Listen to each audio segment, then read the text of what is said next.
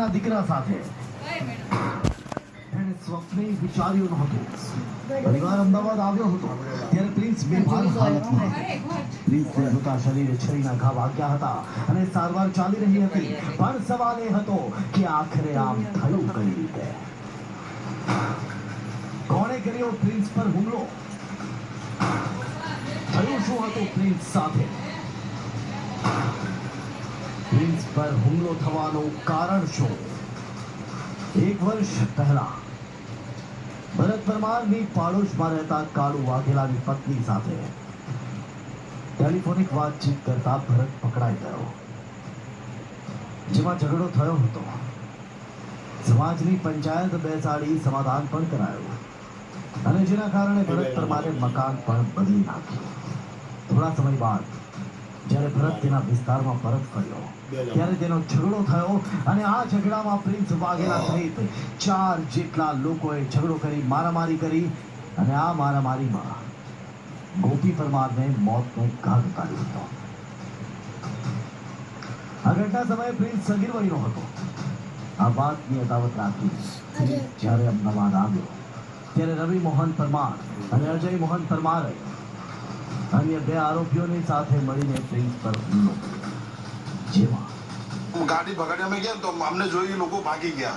તો અમે ગયા ને તો ભાણિયાને હાથમાં ચક્કુ મારી નસ કાપી નાખી, 2 હાથની, 2 પગ બધા તોડી નાખ્યા અને અહીંયા પથ્થર પેટ ઉપર પથ્થર માર્યો હતો ને ત્યાં ભાગી ગયા. અચ્છા, કેમ આવું કરવામાં આવ્યું? કોણ હતા આ લોકો? આ લોકો એમની કંઈક જૂની અદાવત હતી ને એનામાં એ લોકોએ છે ને આ ભાણીઓ પહેલા બી ઝઘડામાં નતો તો આ લોકોએ છે ને આનું છે ને મર્ડર કેસમાં બી પહેલા નામ લખાઈ દીધું હતું.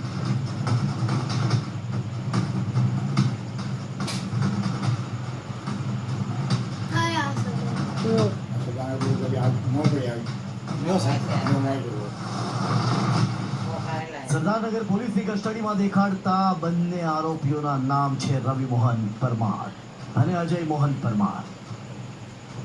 આ બંને ભાઈઓ સહિત અન્ય નરેશ પરમાર અને ભરત પરમાર નામના શખ્સોએ ભેગા મળીને 13 જુલાઈના રોજ રાત્રે પ્રિન્સ વાઘેલા નામના યુવક પર હુમલો કર્યો અને હત્યાને અંજામ આપ્યો હતો. પ્રિન્સ છેલ્લા 1 વર્ષથી મહેસાણા રહેતો હતો. જો કે તેની માતાને ઘર બદલવું હોય, પૈસાની જરૂર હોય, સરદારનગરમાં મામાના ઘરે 12 જુલાઈના રોજ આવ્યો હતો. આ દરમિયાન રાત્રિના સમયે જ્યારે પ્રિન્સ બહાર નીકળ્યો ત્યારે આ હત્યારાઓએ તેની સાથે ઝઘડો કરી તેને ઢોર માર મારી મોતને ઘાટ ઉતારી નાખ્યો. આ મામલે પ્રિન્સની માતા આશાબેન વાઘેલાએ ફરિયાદ નોંધાવતા રવિ અને અજયને ઝડપી પાડવામાં આવ્યા છે.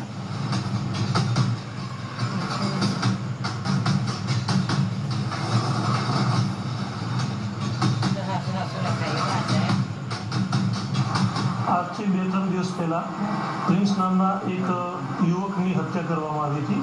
તેમાં 4 આરોપીના નામ હતા. 4 પૈકી 2 આરોપી સરદારનગર પોલીસે પકડી લીધેલ છે, અજય મોહન અને દિનેશ ઉર્ફે રવિ મોહન. હત્યાનું શું કારણ હતું ત્યારે હત્યા કરવામાં આવી?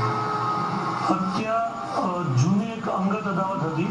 આજથી આશરે 1 વર્ષ પહેલા જે આરોપી પાર્ટી છે એમના સગાનું મરણ થયેલું હતું હત્યાના લીધે.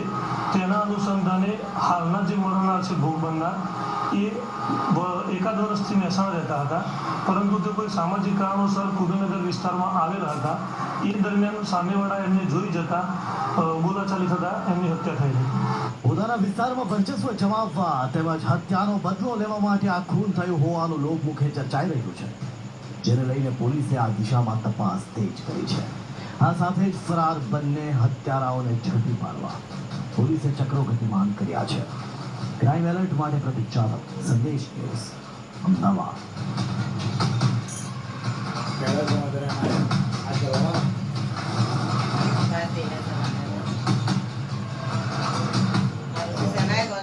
માસૂમની માસૂમિયતને